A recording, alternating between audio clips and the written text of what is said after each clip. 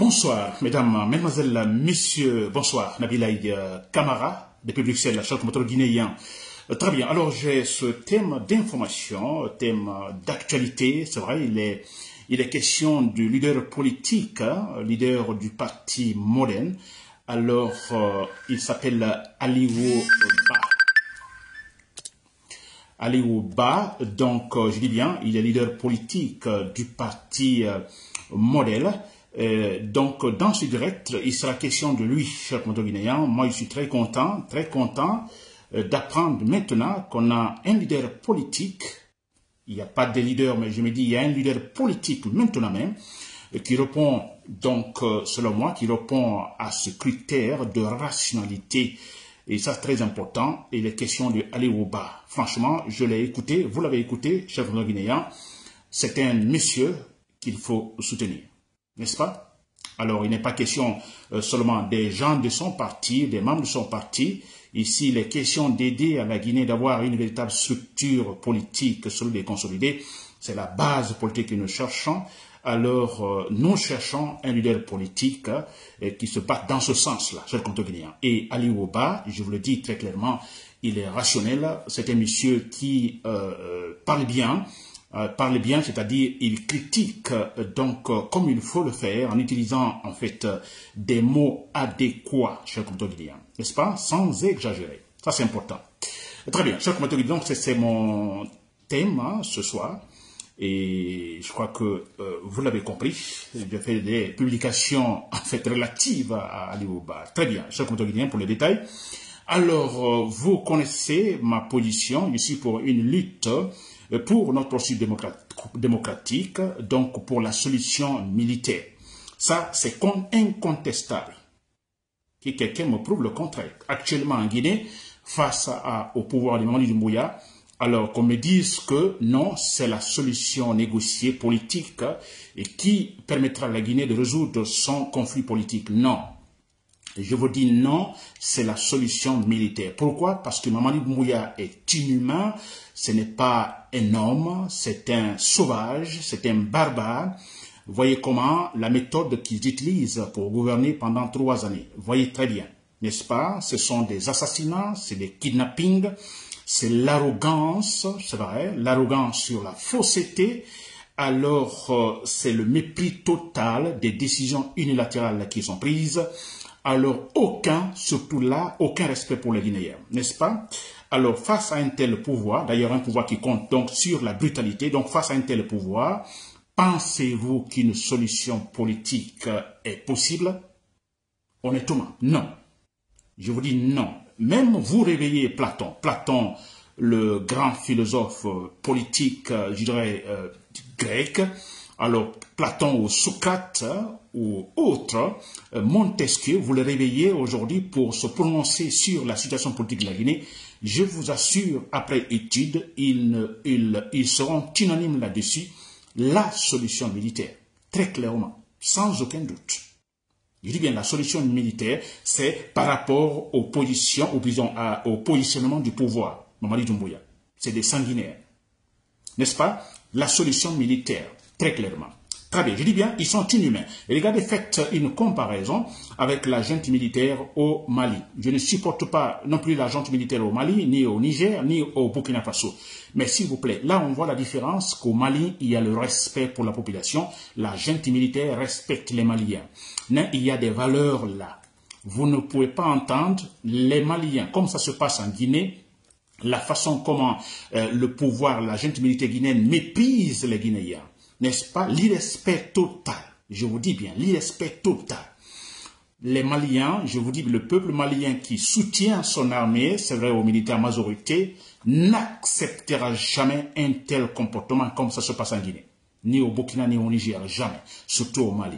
La preuve maintenant, vous avez compris comment le Premier ministre, pourtant nommé par la junte militaire, Maïga, alors il n'était pas d'accord, disons, du fait que le pouvoir, la junte a tout simplement prolongé, en fait, disons, la durée de la transition. Surtout, non seulement prolongé, mais il n'a pas été consulté. Il a appris, comme tout le monde, à travers les réseaux sociaux, que la transition est prolongée. N'est-ce pas? Alors, écoutez, qu'est-ce qu'il a fait? Il a dit clairement, vous voyez, un discours de manière ostensible, il l'a dit clairement, il a critiqué le pouvoir que non, plus la transition est longue, plus, voilà, cela risque de créer des problèmes. Il l'a dit, il a été arrêté? Non. Pourquoi? Non, parce que là, il y a des valeurs, on se respecte là.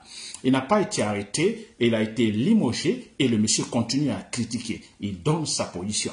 Pensez-vous que Bahouri sera capable de le faire?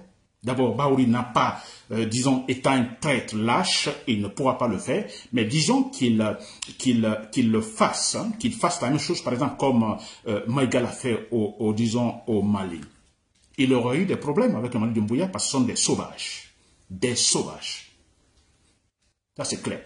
Très bien. Donc, quand je dis que la solution militaire, vous me comprenez alors, donc il faut la solution militaire face à Mali de Doumbouya, la solution politique, non. Chers compatriotes, n'empêche, n'est-ce pas? Je dis bien la solution politique, mais attention. Nous sommes donc à un tournant décisif hein, de notre processus de démocratisation. Alors, une lutte sans merci qu'il faut mener face au pouvoir de Mamadi Doumbouya, c'est vrai. Alors, quand je parle de la solution militaire, c'est-à-dire c'est ce qui, ça seulement peut résoudre effectivement le conflit politique actuel. C'est vrai, c'est-à-dire que c'est seulement les militaires qui seront aussi capables de poser une véritable base politique en Guinée, n'est-ce pas? Alors, base rationnelle, bien sûr. Alors, mais écoutez, vous voyez, c'est tout un ensemble, c'est tout un processus démocratique, c'est une lutte que nous menons. Alors, nous ne pouvons pas aussi minimiser la solution politique. Quand je dis la solution politique, alors on ne dira pas que non, il faut mépriser aussi cette partie opposante qui, en fait, représenterait un contre-pouvoir face à Mamadi Doumbouya. Même si je sais qu'un simple contre-pouvoir où il est question de critiquer à tout moment, alors comme Ali Ouba le fait maintenant, critiquer toutes les décisions impopulaires donc de la junte militaire. Oui, ça aussi il le faut également. Même si la solution, la vraie solution ne viendrait pas là, mais elle est importante, vous comprenez, cette opposition, alors dans un contre-pouvoir qui critiquerait à tout moment effectivement la junte militaire et cela pourrait motiver également la solution militaire, motiver les militaires, inciter les militaires aussi. Ça c'est clair, n'est-ce pas? Très bien. Voilà, chers compatriotes guinéens. Alors, il est question de Ali Ouba. Vous l'avez compris, Ali Ouba. Donc, moi, je me dirais tout simplement, on a donc cette partie opposante formant le contre-pouvoir qui est sur place à Conakry. Le monsieur, il est à Conakry, il est en Guinée. Alors, il fait le contre-pouvoir, il critique bien, de manière objective, rationnelle. N'est-ce pas? Alors, franchement, il faut l'encourager parce qu'il n'y en avait pas. Il n'y en avait pas. On me dira tout de suite, mais il y a le parti UFDG, il y a Sylvain Diallo, il y a donc l'UFR de Sidia Touré. Bien sûr, ce sont des leaders politiques qui ont l'électorat, disons, conforté, si vous voulez, sur le terrain. Sylvain Diallo, il a un électorat incontestable. Il a un électorat incontestable sur le terrain. Sidia Touré, nous le connaissons très bien. Il a prouvé sur le terrain quand il était Premier ministre, cet homme. Mais moi, je ne peux pas, franchement, parce que, écoutez, c'est vrai qu'on a des sauvages au pouvoir en Guinée. On peut comprendre l'attitude de Seydou Diallo qui peut-être ne rentre pas en Guinée. On peut comprendre l'attitude, je dis bien, on peut comprendre l'attitude de Sidia Touré qui n'entre pas en Guinée. Mais moi, je me dis, le moment est si sérieux. On est dans un tournant crucial de notre processus de démocratisation. On est face à des gens qui sont capables, disons, de nous ramener à cette politique d'antan, vous comprenez, des années 60-70, dans la dictature. N'est-ce pas? Alors, l'enjeu est si important que je me dis, mais écoutez, Sylvain Diallo pouvait s'en passer, vous comprenez, Sidia Touré s'en passer également, et puis être sur le terrain et se battre. Je dis bien, ça, je comprends leur argumentation, eux, mais je me dis, l'enjeu étant si important, c'est vrai, alors je me dis, c'est lui, oui, il pouvait imaginer Sylvain Diallo emprisonné par la junte militaire et tenant compte de cet électorat si important, pensez-vous que Mamadi Doumbouya donc pourrait respirer? Tenant compte de l'électorat si important de Seydou Diallo et Seydou Diallo en prison gratuitement parce que des accusations gratuites, fausses, tout simplement parce que la junte militaire veut s'imposer au pouvoir, pensez-vous que Seydou Diallo en prison pourrait faciliter la tâche à Mamadi Doumbouya? Jamais. L'instabilité totale à 100%. Ce sera difficile de le mettre en prison. De le mettre en prison, mais sans respirer. N'est-ce pas? Très bien. Alors, voilà. Et Sidya Touré, parce que là, c'est dans le dialogue, on dit il y a une plainte contre lui. Écoutez, mais par exemple, je prends Sidya Touré, lui-même il dit qu'il n'y a aucune plainte contre lui. Alors, mais pourquoi pas? Pourquoi il ne se présente pas en Guinée? Pourquoi il ne se présente pas en Guinée et mener ce combat dans ce qu'on appelle le contre-pouvoir? Pourquoi ne le fait-il pas? N'est-ce pas? Alors, quelque part, honnêtement, sérieusement, vous comprenez, ça n'engage que moi. Je ne pourrais pas comprendre, en tenant compte de l'enjeu crucial, importantissime de la situation actuelle, que ces leaders qui ont en fait je dirais des électeurs, disons l'électorat super important en Guinée, et qui ne se présentent pas en Guinée. Franchement, n'est-ce pas?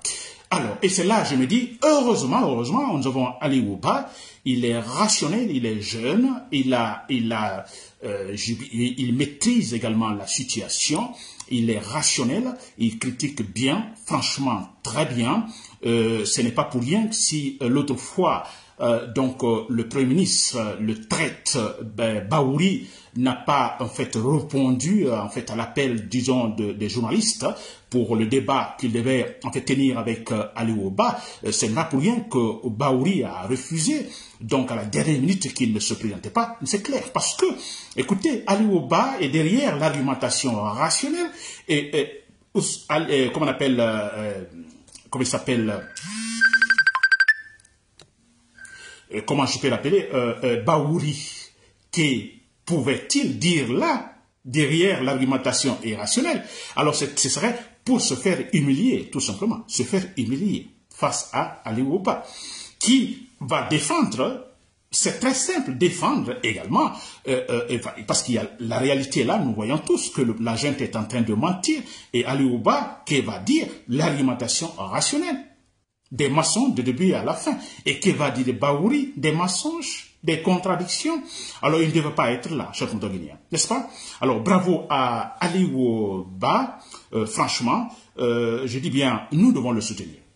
Il faut le soutenir, il faut l'encourager, en fait, lui accorder une certaine légitimité politique, c'est vrai, dans cette lutte-là. On en a besoin en Guinée. On en a besoin parce que sûrement, je vous assure, hein, d'autres pays qui verraient la Guinée, que ce soit le Mali, où il y a la junte militaire, le Mali, parce qu'ils ne sont pas contents de Mamadi Doumbouya, le Mali, le Burkina et le Niger. Alors, ils se diraient, mais c'est qui ce Mamadi Doumbouya? Pourquoi a-t-il renversé Alpha Condé? Alors, ils se demandent, mais il n'y a pas une opposition, il n'y a pas de leader politique en Guinée pour contrecarrer, hein, ne reste que théoriquement. Il n'y en a pas, s'il vous plaît, il n'y en a pas. Je ne vois pas. N'est-ce pas? Alors, c'est une très bonne nouvelle. Ali Wouba, qui est sur place à Conakry, je pense que ce monsieur, il est très bien positionné parce que pas d'antécédent, je dirais, qui puisse donc lui compliquer la tâche, non. Alors, je dis bien, il s'exprime bien, c'est-à-dire qu'il utilise les mots adéquats pour ses critiques, chers Guinéens. N'est-ce pas? Il a aussi le charisme, étant jeune.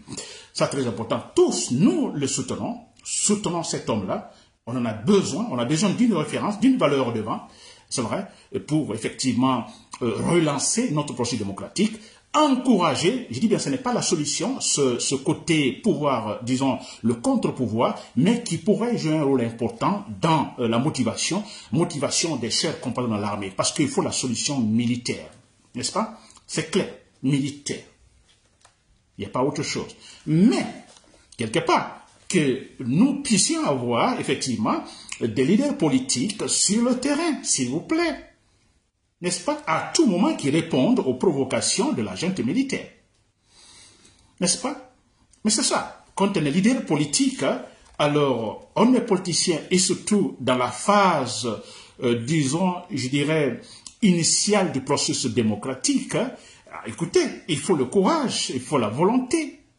N'est-ce pas? Un leader politique, c'est cela, il faut la volonté.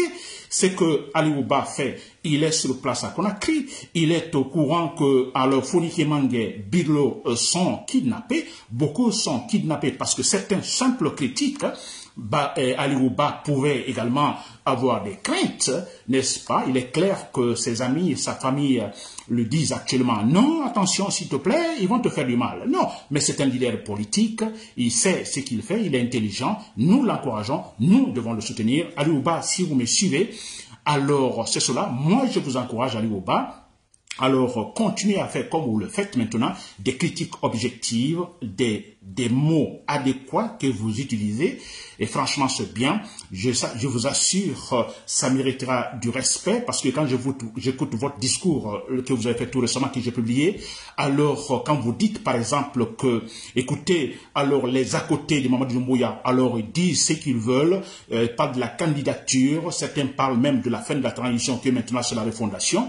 Ali Ouba dit donc respectueusement à l'égard de Mamadou Doumbouya, il dit j'ose croire. Franchement, c'est bien fait. J'ose croire, parce que vous n'avez encore rien dit, vous n'êtes pas positionné, que donc vous tiendrez compte des antécédents négatifs de la part des autres leaders politiques en Guinée, des pouvoirs précédents. Franchement, c'est bien dit. C'est super bien dit, avec du respect Ali Ouba. Je vous remercie beaucoup. J'espère que vous continuez ainsi. Nous vous soutenons à tout moment, chers compatriotes guinéens. N'est-ce pas? Très bien. Alors, pour terminer, nous apprenons également, nous sommes dans ce processus de démocratisation, nous battons pour que Mamadou Doumbouya puisse respecter l'échéance. Vous comprenez, à la fin de cette année, il doit dégager. Alors, nous apprenons, voilà, la gente est dans ce mouvement. On a de l'argent du contribuable guinéen, débloqué, et envoyé par-ci et par-là pour des mouvements de soutien à l'intérieur du pays, c'est vrai. Nous apprenons qu'à partir du 30, de ce mois, le 30 novembre, en France également, que l'argent a envoyé beaucoup d'argent en France également. Donc, il y a des mouvements, des gens, des Guinéens qui sont là, qui reçoivent l'argent, qui vont effectivement tenir des conférences, n'est-ce pas, pour la Mamaya. En fait, c'est des séances de propagande pour Mamadou Doumbouya. Voilà, à propos, je suis sûr à 100% qu'on n'acceptera pas. Donc, les Guinéens qui sont en France, alors inacceptable, comme vous l'avez fait donc avec Ousmane Gawal Diallo, il faut tout saboter, il faut tout boycotter. Nous ne pouvons pas accepter que les menteurs, les sauvages, n'est-ce pas, les assassins viennent en France, n'est-ce pas, alors mener encore leur propagande. Nous ne pouvons pas accepter, que ce soit en France, ici à Bruxelles ou ailleurs. Inacceptable, nous devons nous battre, tout saboter, boycotter, chers compatriotes guinéens, n'est-ce pas? Très bien, pour terminer, chers compatriotes, dans l'armée, alors vous l'avez compris, je le dis toujours, je ne vais pas terminer sans m'adresser à vous, la solution est militaire. Elle est militaire. S'ils ont éliminé Sadiba Koulibaly, j'ai eu beaucoup d'informations sur Sadiba Koulibaly qui avait en fait une bonne formation militaire, c'est vrai, cet homme qui avait du charisme, beaucoup de respect. Alors, pas parce qu'on l'a soupçonné, n'est-ce pas? Non, parce que ce monsieur, quand même, avait du charisme. Ce monsieur, donc l'un des militaires les mieux formés, donc ayant fait la formation donc aux États-Unis. Donc, et ce qui finalement a accéléré les choses. Cet homme étant correct sur lui-même, il a été quand même un peu naïf quelque part, finalement en tenant compte ou en tenant des discours finalement qui ont attiré l'attention de l'entourage de Mamadou Doumbouya en disant attention, ce monsieur-là, il est capable effectivement de vous renverser. N'est-ce pas, chers commandants guinéens? Alors, chers commandants de l'armée, vous le savez, moi j'ai toujours dit la solution, donc vous passez effectivement par, la méthode, je dirais, isolée, n'est-ce pas? Alors, vous sortez de nulle part, franchement, c'est ce que je vous dis, de façon sporadique, et éliminer physiquement Mamadou Doumbouya. Chers compatriotes guinéens, c'était Nabil Aïe Kamara, depuis Bruxelles, merci pour le coup de bonne soirée.